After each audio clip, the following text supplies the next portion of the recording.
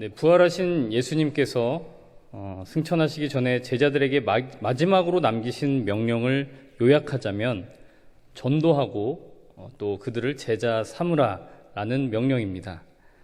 그 명령에 따라서 지난 2000년 동안 교회 공동체는 전도하고 제자 삼는 일에 힘써왔고 그 열매가 오늘날 우리 동신교회까지 이르렀습니다.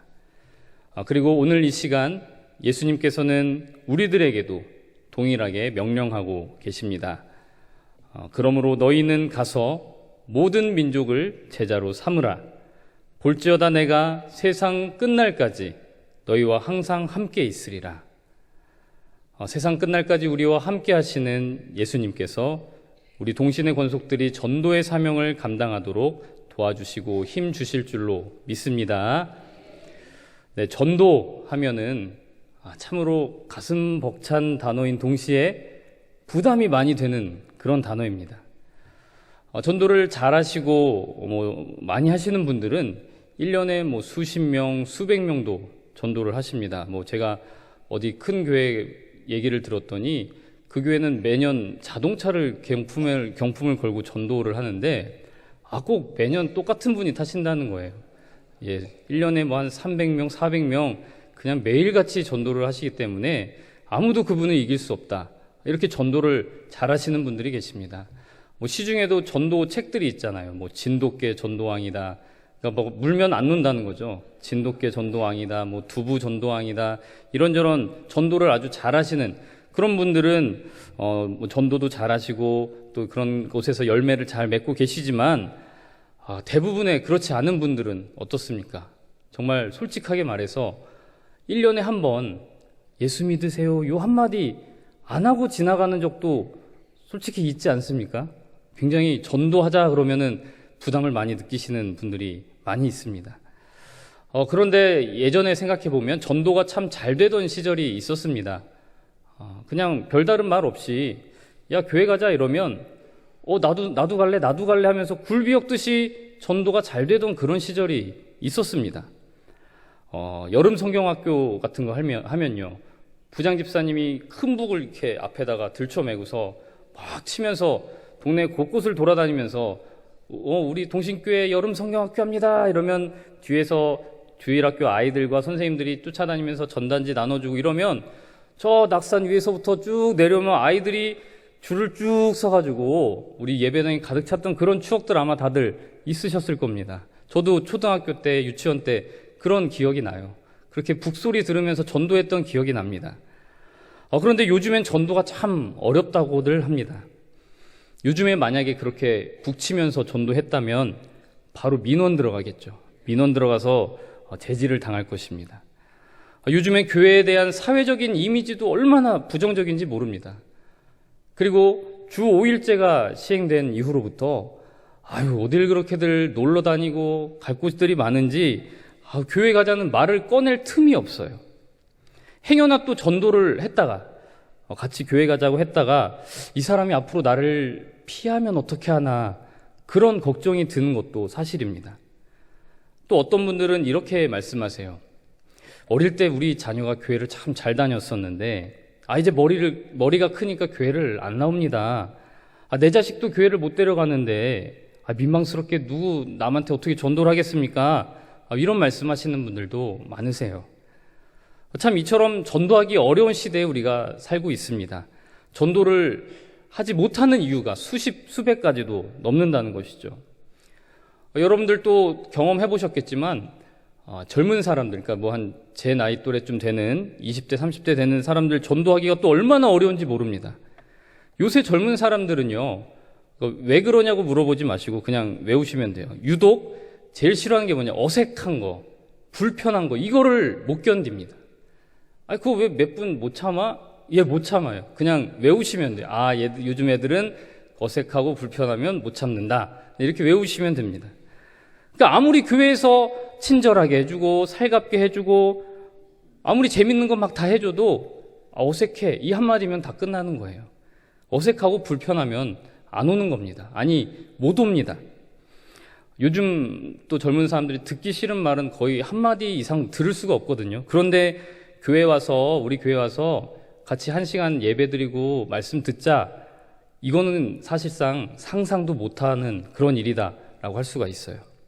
또 게다가 교회에 대해서 얼마나 적대적인지 모릅니다. 이제 부정적을 넘어서 적대적입니다. 희한하게 꼭 교회 다니는 사람들한테 상처받은 적들이 그렇게 있어요. 젊은 사람들이. 아니면은 교회를 원래 다녔었는데 교회 안에서 크게 시험을 당했던 경험들이 꼭 있어서 그냥 교회를 자기만 안 나가면 되는데 야야 교회 나가지 말라고, 거기 가면 너 크게 시험 당한다고, 이렇게 교회 가는 길까지 막는 그런 세대가 요즘 또 젊은 세대입니다.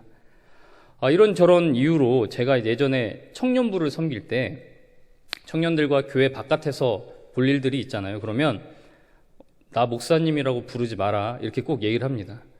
그러니까 교회 바깥에서요. 밖에서 만날 때 목사님이라고 부르지 마라 얘기를 합니다.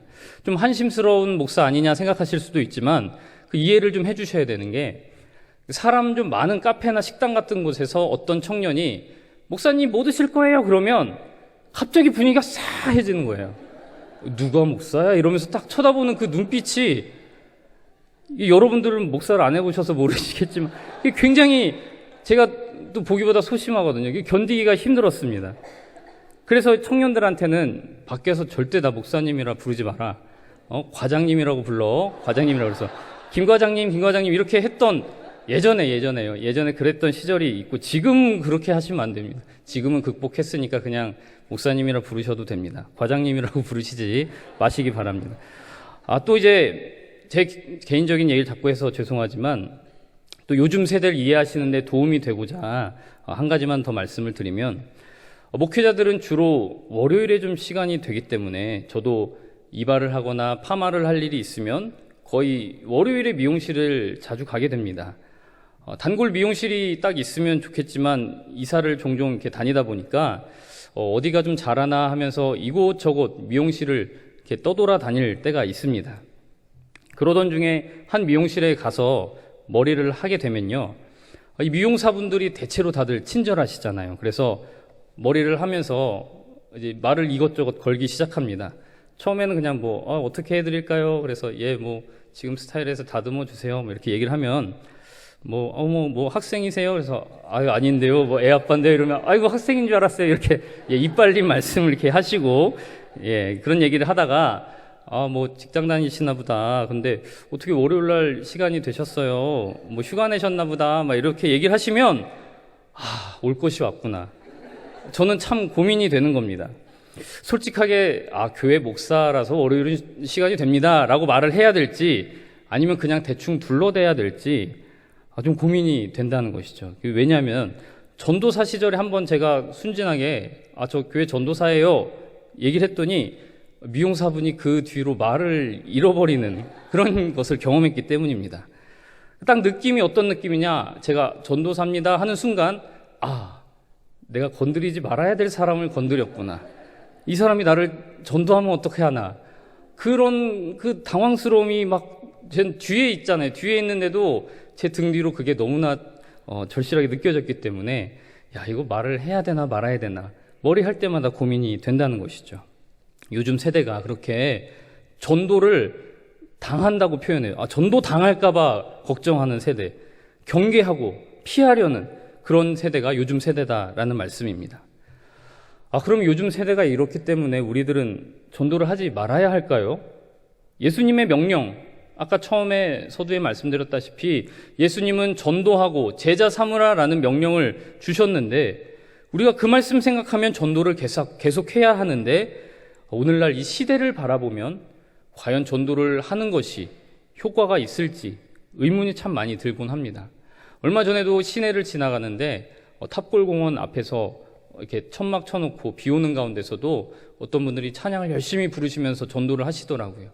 우리 교회 다니는 사람들이야 지나가면서 아이고 고생한다 이러고 지나가지만, 대부분의 사람들은 아주 싸늘한 시선으로 그런 것들을 바라본다는 것이죠.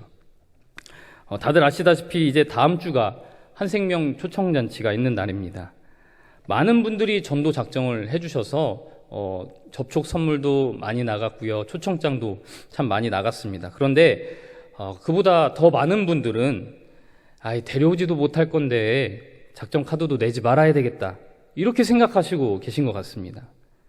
과연 전도가 무엇이길래, 또 전도를 어떻게 하는 것이길래 우리가 이렇게 전도에 대해서 부담을 갖고 있을까? 또 이 시대가 이렇게 전도하기 힘들다고 우리가 여길까? 이 시점에서 우리들은 예수님께서 전도에 대해서 어떻게 말씀하고 계시는지를 확인해 보아야 할 것입니다. 오늘 본문 말씀은 전도에 대해서 중요한 원리를 가르쳐 주시는 그러한 말씀입니다. 26절 말씀을 보시면 하나님의 나라는 사람이 씨를 땅에 뿌림과 같으니라고 하셨습니다. 즉 전도는 교회에 사람을 데려와야 전도가 아니고 씨를 뿌리는 것이 전도다라는 것입니다. 다 함께 한번 외쳐보겠습니다. 전도는, 좀 더 큰 목소리로, 전도는 씨를 뿌리는 것이다. 아멘.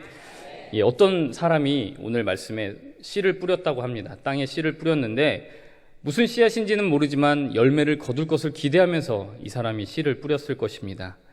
그런데 막상 농부가 씨를 뿌리고 나서는 할 수 있는 일이 많지 않습니다. 27절 말씀을 보니 그 씨를 뿌린 사람은 그저 밤낮 자고 깨고 했다라고 되어 있습니다.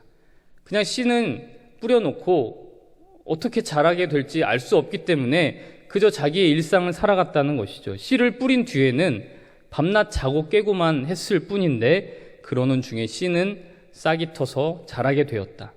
어떻게 그렇게 되었는지 씨 뿌리는 사람은 알 수가 없다라고 비유를 들어 예수님이 말씀을 하셨습니다. 여기에서 우리는 무엇을 깨닫게 됩니까? 먼저 하나님의 나라는 하나님이 이루어 가신다는 것을 우리가 깨닫게 됩니다. 전도가 될까? 나 같은 사람도 전도할 수 있을까? 우리들에게는 많은 염려와 의심이 지금도 있습니다. 하지만 그 모든 염려와 의심을 물리치고 하나님의 나라는 지금 이 순간에도 자라고 있다라는 사실입니다. 예수님께서 오늘 본문 말씀을 무리들에게 전하실 때에 그 무리들 가운데는 혁명가들도 있었습니다. 우리가 무력으로 이 로마를 물리치고 하나님의 말씀으로 다스리는 그런 나라를 세워야겠다. 그런 혁명가들도 있었습니다. 자기들의 힘으로 스스로 하나님의 나라를 세우려고 했던 그런 자들이 있었습니다. 또한 그 가운데는 율법학자들도 있었습니다.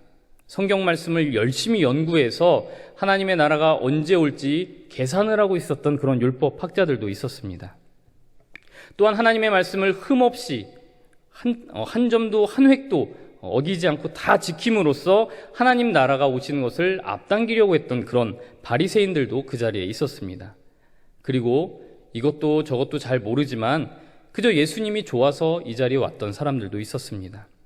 그렇게 여러 부류의 사람들이 섞여 있었지만 그런 그들에게 예수님은 하나님의 나라가 무엇이다, 즉 하나님의 나라는 하나님이 잘하게 해주신다라는 것을 지금 비유로 말씀해주고 계신 것입니다. 혁명가들이 하나님의 나라를 앞당길 수 있는 것도 아니요, 율법학자들이 아무리 성경 말씀을 연구해도 하나님의 나라가 오시는 그 시와 때를 계산할 수 있는 것도 아니었습니다.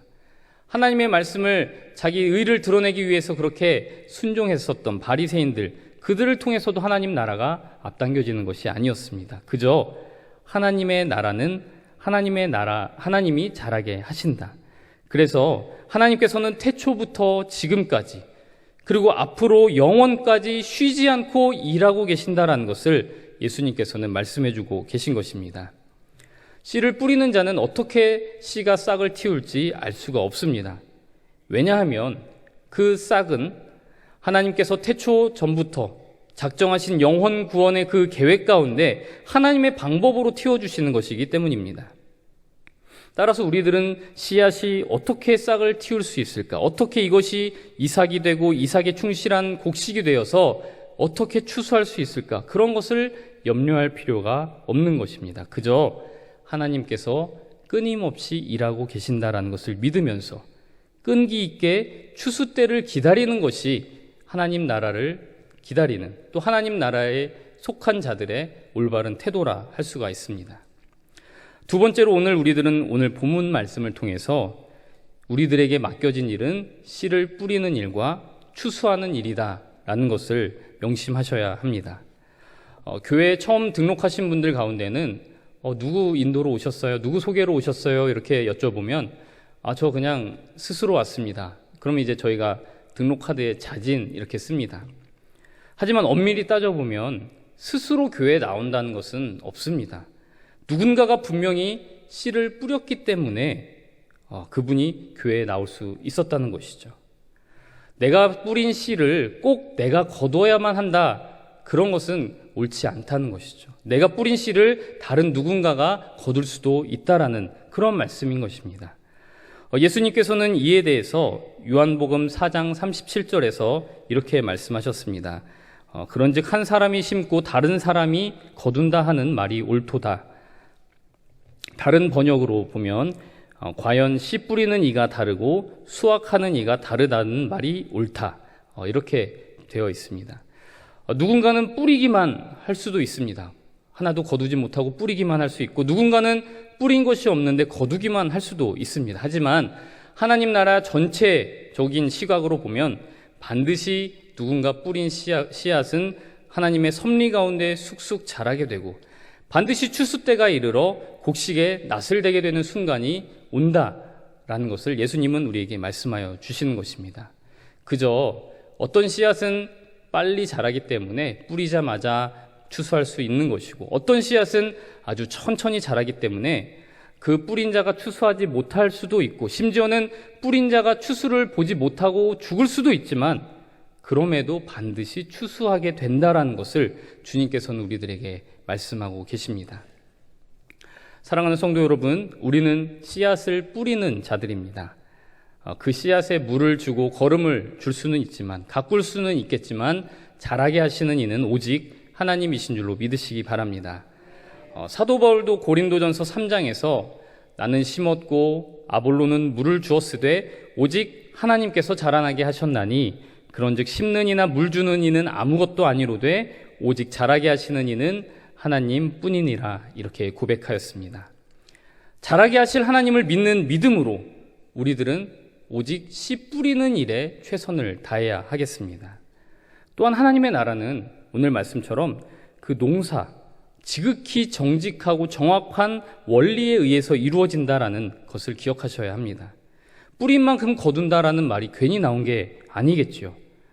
누구든지, 오늘 담임 목사님도 말씀하셨지만, 누구든지 예수 그리스도를 믿으면 구원받는다는 그 확신이 우리에게 있다면, 구원받을 만한 사람이 어디 정해져 있는 게 아니라 그저 예수를 믿으면 누구든지 구원받는다라는 그 확신이 우리 가운데 있으면 우리들은 더 이상 한 영혼도 그냥 지나치지 못하게 될 것입니다. 마음에 품게 될 것입니다. 그리고 기도하면서 그를 위해 씨를 뿌릴 수 있게 될 것입니다. 다음 주가 한생명 초청잔치라고 말씀드렸습니다. 아직 늦지 않았습니다. 이번 한 주간 씨를 뿌리시고 또 꼭 거두시게 되기를, 그리고 만에 하나 이번 한생명 초청잔치 때 거두지 못하더라도 반드시 추수의 기쁨을 속히 허락하실 하나님께 감사 찬송 올려드리는 저와 여러분이 되기를 간절히 소망합니다. 기도하겠습니다.